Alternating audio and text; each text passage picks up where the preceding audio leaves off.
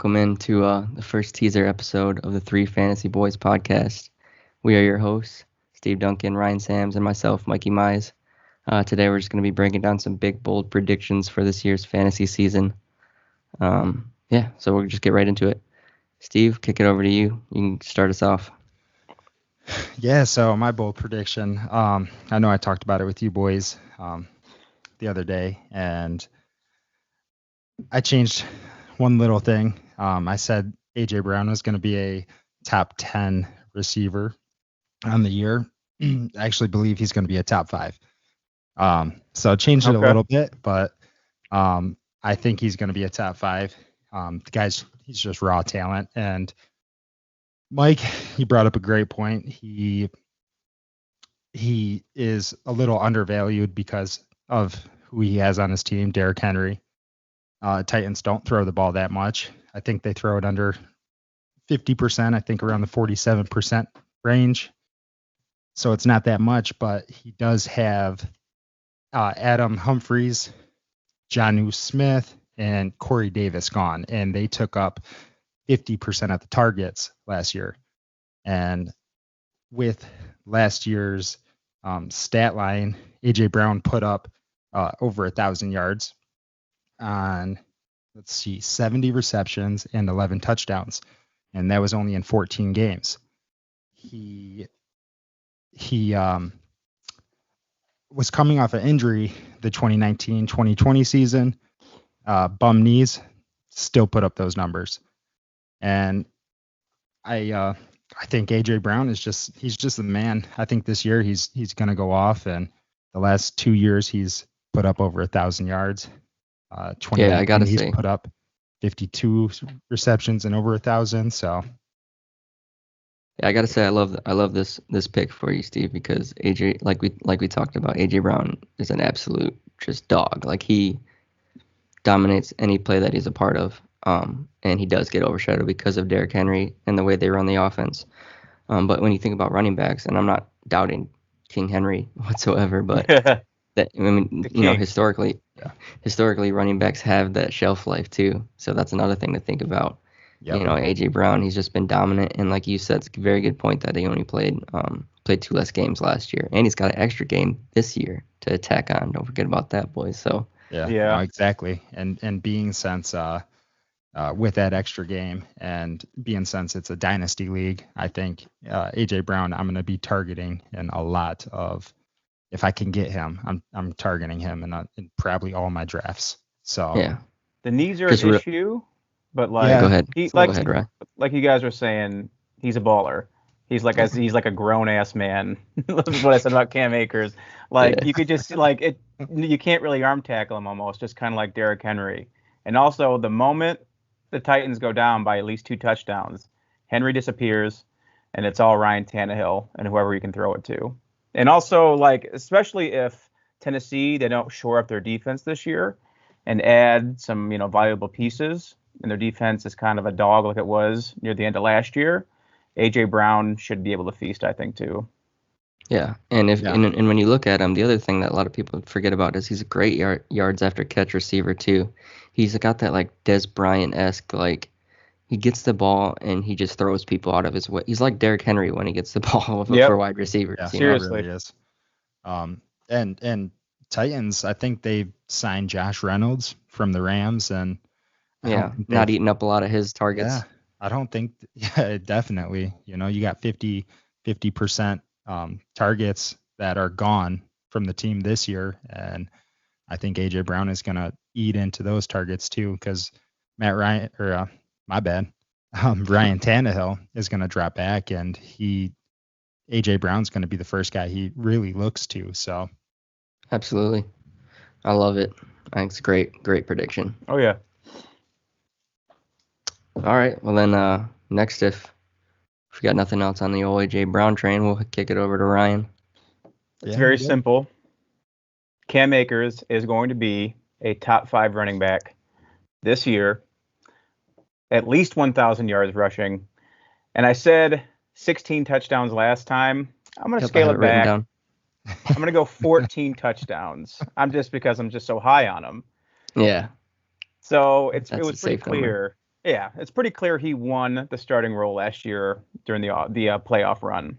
Like his play against Seattle, I was watching the game. It was pretty good. Oh And yeah, that was a great game for him. he's also proved he's a pretty competent pass catcher. I know Yep. that Darrell Henderson is also very good, but I just think that one, Cam Akers is a little bigger, and he fits more into that. He's not as tall as Todd Gurley, but he kind of fits more into what Sean McVay wants. And this kind of goes to my other point is that LA they got to win now. Or Yeah. what's this? I said Sean McVay, right? Not Steve. No, you did. You You said did. Sean. Okay, I was like, Yes. fuck off, Steve. For those of you that don't know, yesterday we were talking and Ryan called Sean McVay Steve McVay, and of course we're not going to let him live it down. Yes. We're going to bury him with it. Good old Steve McVay. Steve, Sean. Yeah. All start with S. Yeah. Very Yep. similar names. But Very anyway, similar names. I do love that pick too, and we all know because we're unfortunately Lions fans, but we all know Stafford does love dumping it to his running back quite often. So he's going to fit think- really well yeah. in. absolutely, That kind of like run first, play action pass. And if McVay stays with that offense, I think that they're going to just slot Akers into that Gurley role. They have him on a rookie contract, and they want to win now. So it's like, use the man. He can ball. Yep. Yeah. All the stars align. I Did agree. Did you said you scaled back on the 16 touchdowns? How many do you have? 14. Okay, So 14. he's going 14. Yeah. He didn't scale back like a lot, but still, Yeah. I mean that's a good over under. I'd say if you think Yeah. he's going to really have a breakout. I love it too.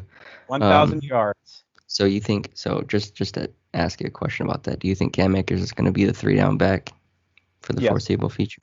Todd Gurley-esque? Todd Gurley-esque Okay. until they don't need him. Like, part of me thinks, like, okay, are they going to learn their lesson after what happened with Todd Gurley? But Todd Gurley had an injury history.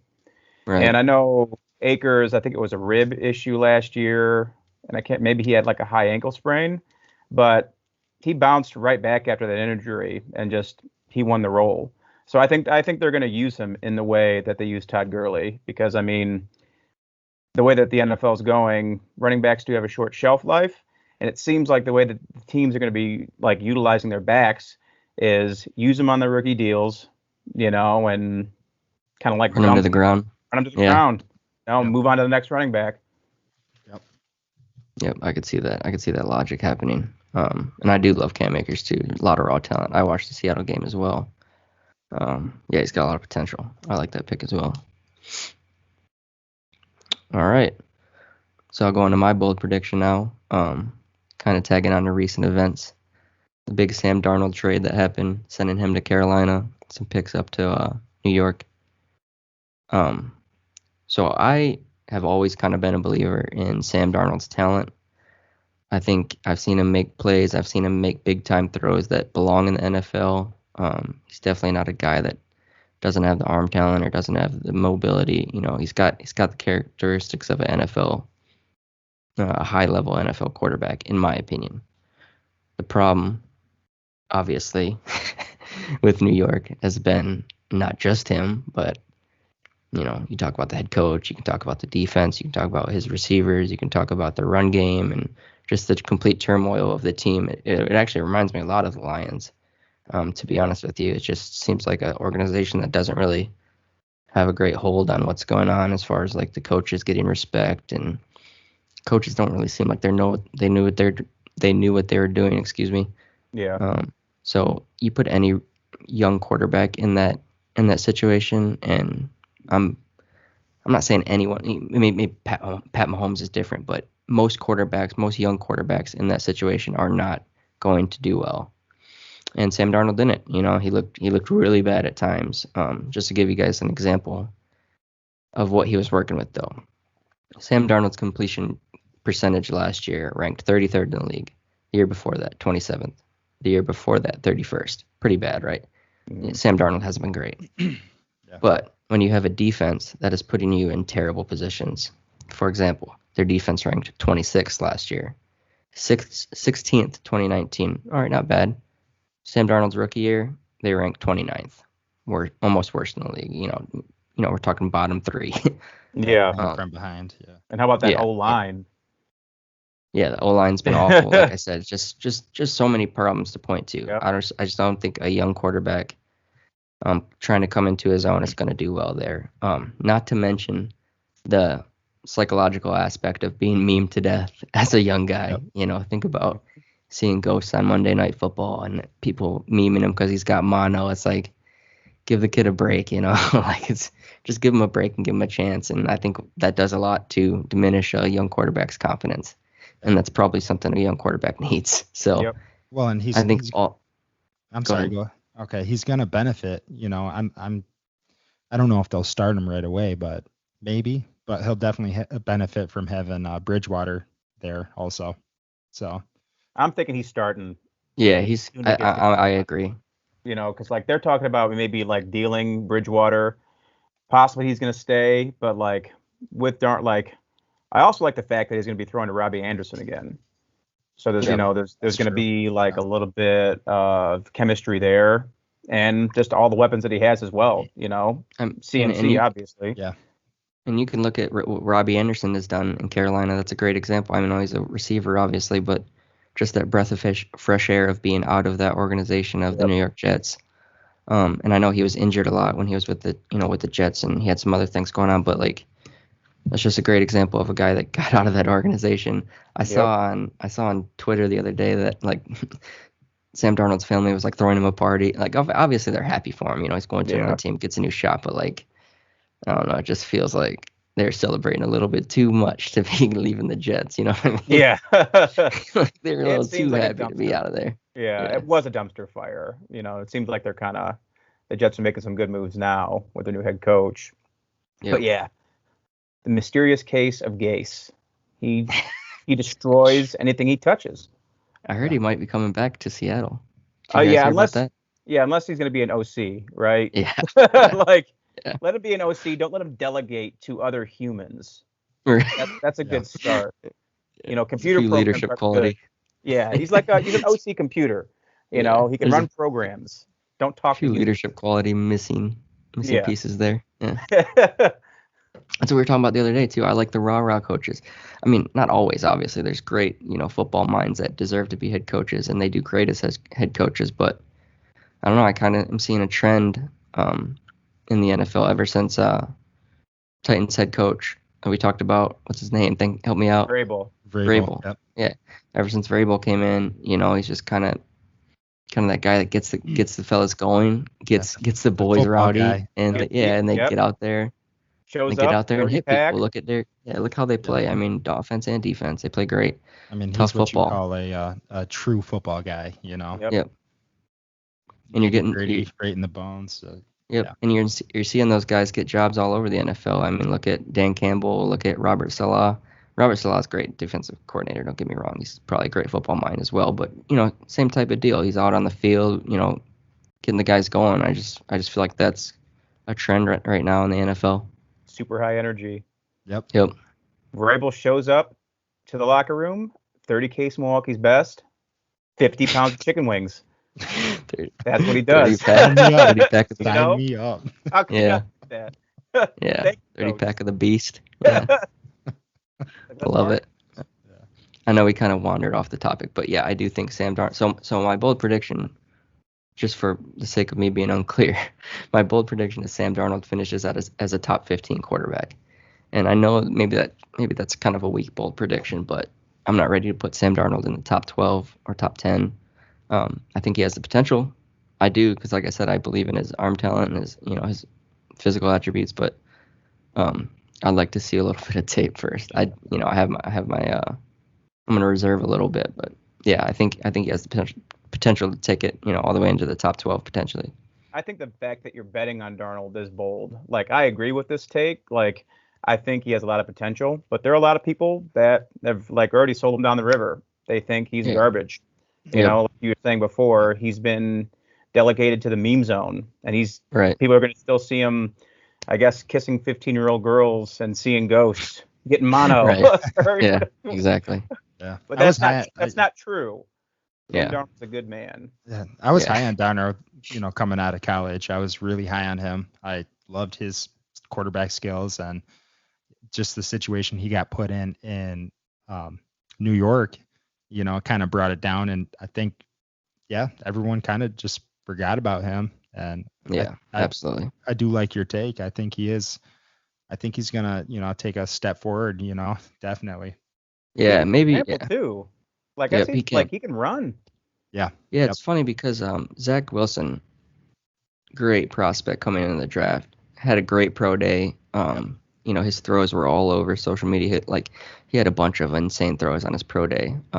One in particular that sticks out was one from the check down that I saw that was it's Zach Wilson, excuse me. Play action, and he rolls to his left and he has to throw off his back foot kind of across his body, and it's a great throw. It's pinpoint throw. It's a dime. And everyone was in awe of it, rightfully so. It was an insane throw. And then there was a Sam Darnold play that looks almost the exact same, but Sam Darnold's play is in the game for the Jets. Exactly. They played them side by side, and it was like he made the same throw. This guy's got talent. This guy can do this. I don't know. I just think we beat this dead horse, but Sam Darnold's gonna ball out. I think not. Taper that expectation. He's gonna ball. Yeah. Maybe not ball out. He's getting thrown into a better culture overall. He's gonna ball in. Yeah. Yeah. All right, boys. So that's all I have for today. Our next episode, we're gonna be doing a pre-draft podcast soon.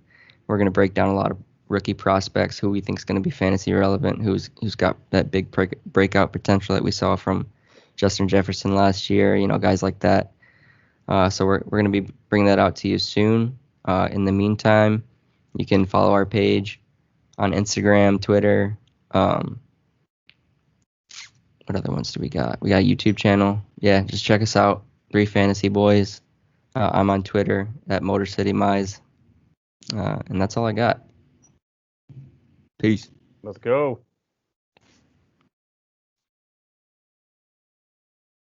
All right, boys. What do you guys think about that? I was just making sure I had that recorded. I was like, wait a minute.